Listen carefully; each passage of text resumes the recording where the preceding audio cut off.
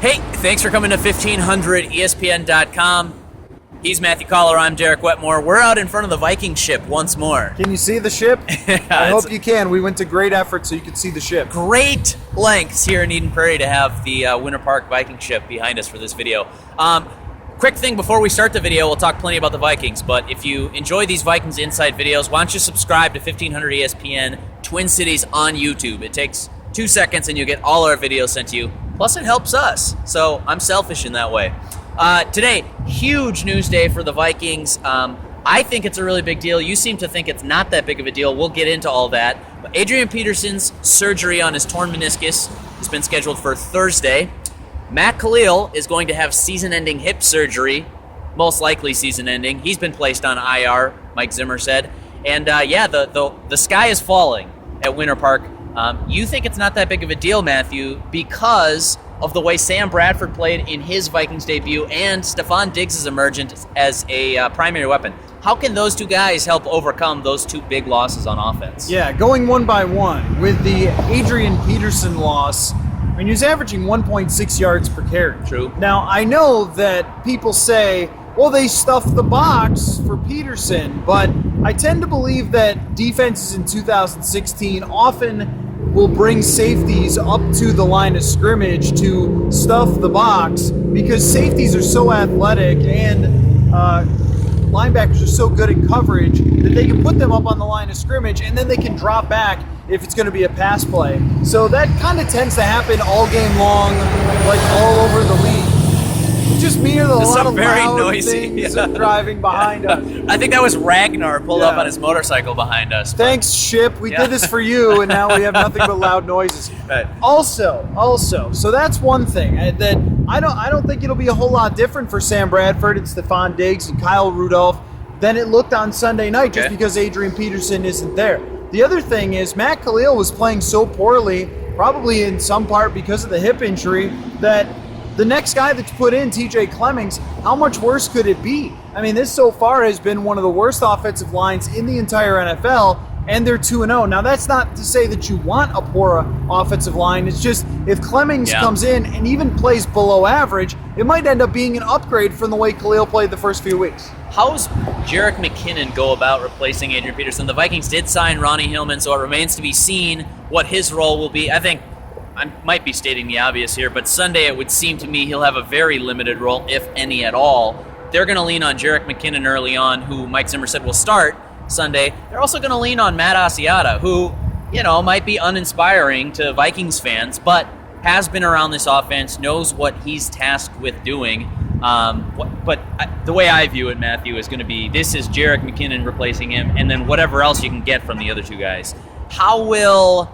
with the understanding the Vikings offense is planning to stay the same, how will Jerick McKinnon filling in for Peterson change the way the Vikings can convert on offense? Yeah, I think it could actually be better than it was with Adrian Peterson. Okay. I think, if anything, that Norv Turner and Pat Shurmur, depending on how much he's involved in game planning, I think that any team that has Adrian Peterson or a great running back feels the obligation to give that running back the ball a lot, even if it's not the most successful play at that time. And Jerick McKinnon out of the backfield is a great wide receiver. And even Matt Asiata can help. He had 44 catches the last time that Adrian Peterson was out. So these are two guys who are willing to play a role in the receiving game. And if you look at the way Sam Bradford played last year, a lot of the success he had was throwing to running backs. Sure. So if they alter the offense a little bit to, instead of a lot of the run plays, to have pass plays to these running backs out of the backfield, I think it could be more successful especially than the 1.6 yards per carry that Adrian Peterson had. Sure. Well, tell me where I'm wrong here, and feel free to fight me short of punching me in the face. I have a rock over here. That's blunt force trauma. Let me play devil's advocate for a second that Sam Bradford, I think we both agreed in our last Vikings Insight video, was great in his Vikings debut Sunday night against the Packers at US Bank Stadium. Was that a blip? Was that an anomaly? Like, what if Sam Bradford doesn't play so far above his norm in every single game? I mean, Stefon Diggs had a fantastic game. I thought Bradford was terrific, especially when he was under pressure late in the game. That touchdown throw to Diggs says all you need to say about Bradford's debut. that is quite a bit more than I personally expected from Sam Bradford, and who's to say that guy sticks around? I think this has been the Sam Bradford that we've seen since about the fourth game of last season, or third or fourth game of last season, when he started to get comfortable with the Philadelphia Eagles. Now, the Eagles had one of the worst defenses in the NFL last year. They had no running game So you gotta throw it. after Chip Kelly's running game got figured out by opposing defenses. So they didn't win a ton, and when you don't win a ton, it always ends up being that, well, everyone must have played bad. But in this case, I don't believe that Sam Bradford played bad last season, and I went back and watched the tape. He was very accurate and completed... Oh, wait. Ragnar's back. Completed a lot of the same passes that we saw on Sunday, which I think he will be able to do again. Now, is he going to have 121 rating every week? Of course he's not going to be that good. I mean, there were some otherworldly passes, the one to Rudolph where he's not even open, and he still gets it in there. He throws them open like you hear the executives talk about all the time. He was able to do that, but this is a former number 1 overall pick and a guy who went through a lot early in his career. He may just be coming into his prime now. I mean, kind of reminds me of Eli Manning, top draft pick, who his first couple years, go back and look, they're not good. And then he started to come into his prime maybe a little bit earlier than 27, but it would not be totally out of the norm to have a guy with this much talent end up really finding his place in the NFL later. I know it's one game, so don't expect him to be the best quarterback in the NFL, but should the offense be surrounded around him and Stephon Diggs, especially with the way Diggs is playing, that's not a fluke at all from what we saw last year. I think that's much more successful than running the ball even if Adrian Peterson is in.